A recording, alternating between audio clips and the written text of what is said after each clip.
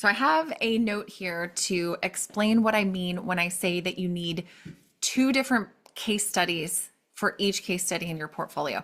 And please, before you freak out, please know that I am not telling you to go redo all of your work. In fact, I want you to reduce your work to just something smaller.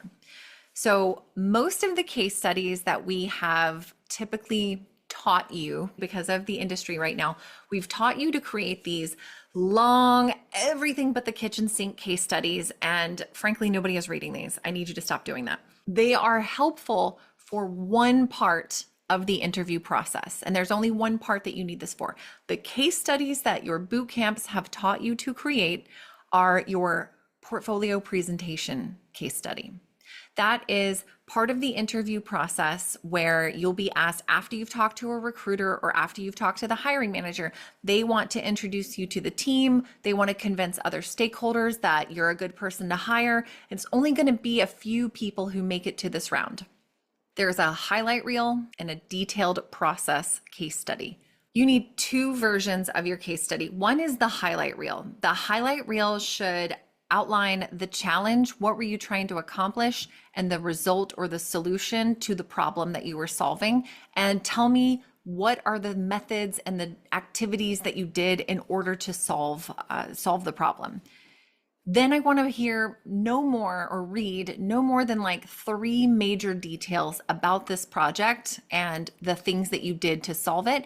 And then I want you to give me a little summarization at the end of like some key takeaways. That's it.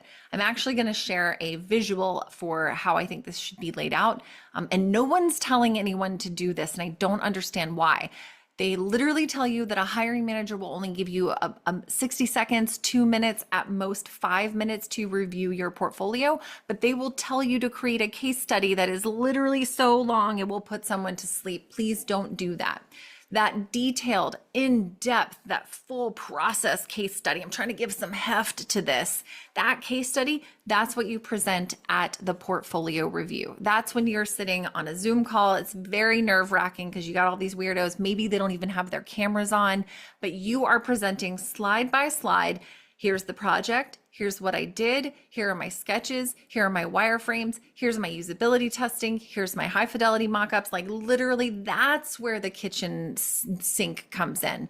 That portfolio presentation is probably going to take about 30 minutes. So you should be prepared to talk through the story of your portfolio in 30 minutes. They do expect you to share your slides. For the most part, the detailed process case studies that you've been creating are the things that no hiring manager wants to read. So you need a highlight reel.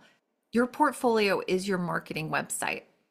It is literally your brochure, your little trifold brochure that you would hand out to a hiring manager so that they understand what are the benefits of working with you and what are the things that you can do for them and their team and how to move their project initiatives forward. It's not, let me see your entire life story and also let me know who your cats are, like what their names are. That's not it. Your marketing case study is what goes on your website. It is short, sweet, and to the point. And your detailed process case study is the slide deck. Don't send that one as your first foray, your first introduction to a hiring manager. That's it. Those are your case studies. You need a highlight reel that can be read in 5, preferably 2 minutes or less. And those headlines should be very descriptive. They should tell the general story. It could basically follow a storyboard in order to get a sense for the project. And then that detailed process case study with absolutely every step of what you did, that is what you're showing the team so that they understand how you approach a project. That is them getting a sense for how do you ask questions? How do you ask for help? How do you recognize when you need to do this method, but you started with this method and you need to change up what you're doing?